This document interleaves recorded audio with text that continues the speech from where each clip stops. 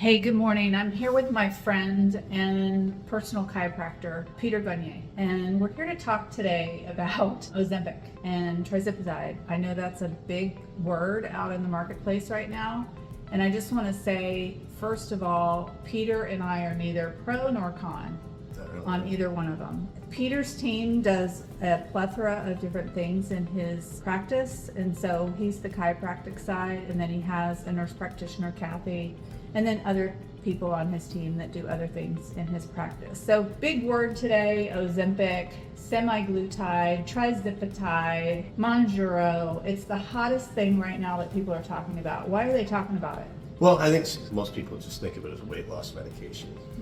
So a lot of people are using it that way. So, and that's true, it is. So that's why it's so popular. What we see from the clinical side is that for many people, it's so much more than that. And with that lifestyle change that comes with taking the medication, a lot of other parts of the body start to change. So we see a lot of benefit. Obviously on the chiropractic side, just to be clear, I'm not a prescriber, so I don't give advice on the prescription of this stuff, but I do see the medical side of the office deals a lot with that. And I see a lot of the aches and pains that come up, a lot of the musculoskeletal issues, a lot of the systemic issues. And it's pretty incredible to see the change that these medications secondarily make for our clients who are kind of with us for the aches, pains, musculoskeletal stuff as well. So.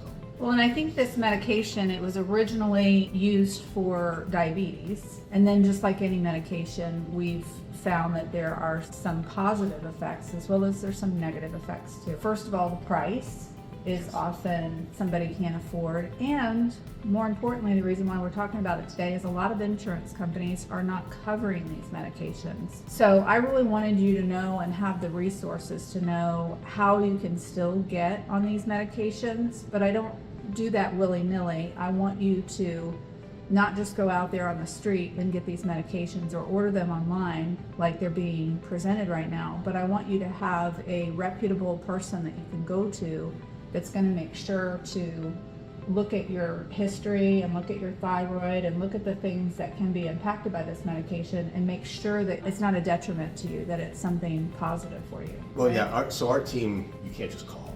Right. Yeah, what's your price? Just sign me up. Yeah. It has to be appropriate. You have to be screened for that, some blood work, and then obviously comprehensive. I think the Google form online is not a comprehensive medical history.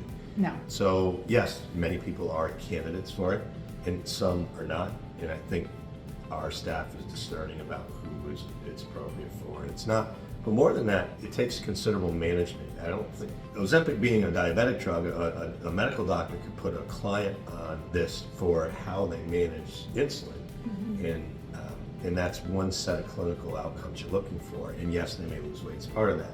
People who may use this for weight loss, they have to be managed slightly differently. So it becomes very conversational in how the staff manages that. So it's very important that that's part of the process. Again, it's not just a one and done. A lot of, you can't put it on autopilot. I don't think our staff doesn't manage people that way. And I don't think it's necessarily, it's appropriate clinical care to do that. If they're going to do it, your clients are looking at it, they should expect to manage it. So that would be my advice, is that that's what they look for. And I think that you and I challenge each other in various ways in our businesses, but also in our practices. And I think there's things that people aren't talking about. So the things that people aren't talking about when you go on one of these medications is you might have a side effect of extreme nausea. So it might not be gelling with your body. So that can be a bad side effect. It is definitely going to give you a adversity to eating, like you're not going to feel like eating. Yeah, your relationship with food will change for sure. Your relationship with different types of food. For people who find they crave sugar a lot at certain times of the day, you'll notice the food chatter tends to go down quite a bit. So you don't have that, hey, go grab a cookie. Like you're always grabbing for things. It tends to do that. Different types of food that you liked before, you may not have an affinity for. Nausea is something that has to be managed. Our providers have managed people who come from other places who didn't think that they were candidates, and they just had to be managed slightly different because of the nausea profile and the symptoms. And then some people just aren't. It produces too many symptoms and they can't continue. the downstream impact of having diabetes or having a heart condition or these other things that are related to this obesity issue that the United States is faced with right now, the whole world is probably faced with, but us in particular, that comes at a cost too, right? Yeah. Because that could lead to other medications that are even more expensive. Yeah, so we're very careful here. First of all, if somebody comes to us and they're already being managed for type 2 diabetes or any other major medical, we're very careful not to get in the way of the relationship between them and their primary care doctor. Sometimes they're just, many in those instances, they're not prospective clients for us. Right. But to speak to the downstream stuff, with respect to cost and stuff like that, yeah, there are, I think many times people will say when they're looking to not take it, it's a forever medication. And for many people that is true, but like we always say, diabetic neuropathy and liver disease and kidney failure and all these other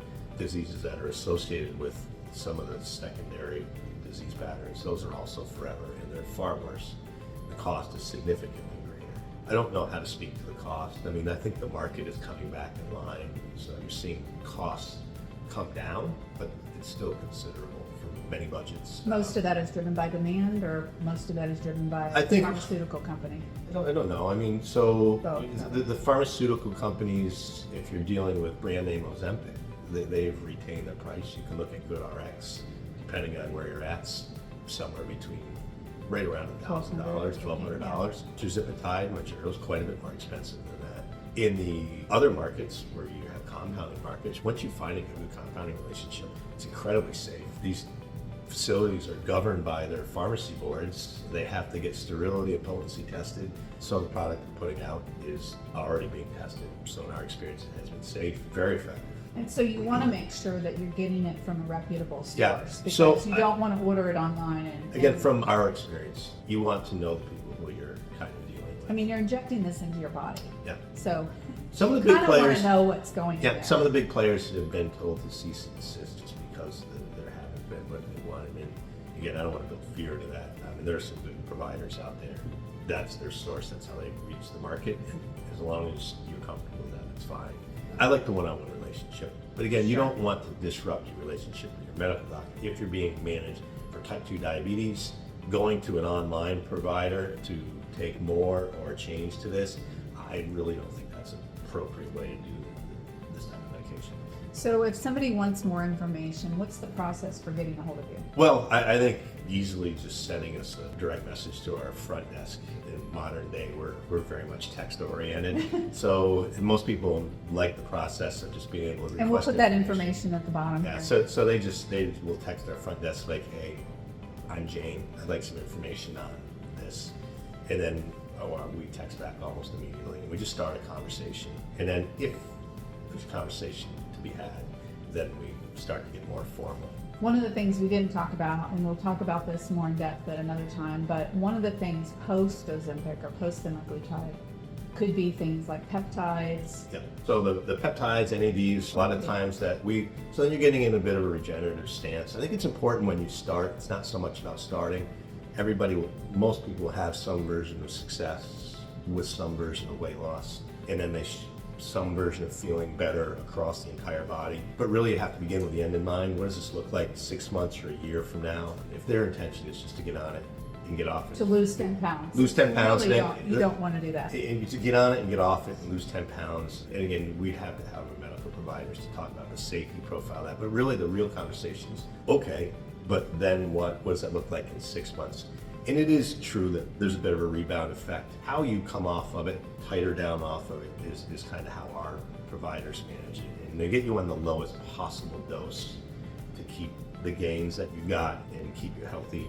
That includes blood panels, not just body weight. Making sure that you have a healthy profile across all your body systems. That's kind of how they manage it. So yes, sometimes we tighter off of one, you'll start to manage then peptides and or some other things. And that just helps maintain muscle tone, prevent that, talk about Ozempic face, and that's just a loss of muscle tone. But if you manage that, it's a good way then to kind of sustain the gains that they have. So I think the important message here is that it's not just about the medication. It's not just about the journey of losing a few pounds. I mean, certainly that is a short-term solution, But it's really bigger than that because there's a lot of things that have to change in your life. Financially, it has to change, but your habits have to change. Your activities have to change. So if you went on one of these medications and you didn't change anything, trust me to say that you are not going to be, because eventually this medication is going to quit working for you and you're going to have to then go find another solution. And what's that solution going to look like? So it really is about getting your mind and your body ready to go on this journey, and a lot of people don't talk about these things. So it's important to understand the full path of what you're doing, not only from a financial insurance perspective, but also from a health perspective. I think that's really important. And finding the right fit for somebody who's going to manage you through this. So I just wanted to bring Peter and his team to you today and give you that option. And if you want to know more information, I'll put it down here in the bottom, or my video guy will. So I look forward to talking to you about other things like peptides and NAD, which is one of my favorite things, in the future. So thanks so much. Bye. Bye.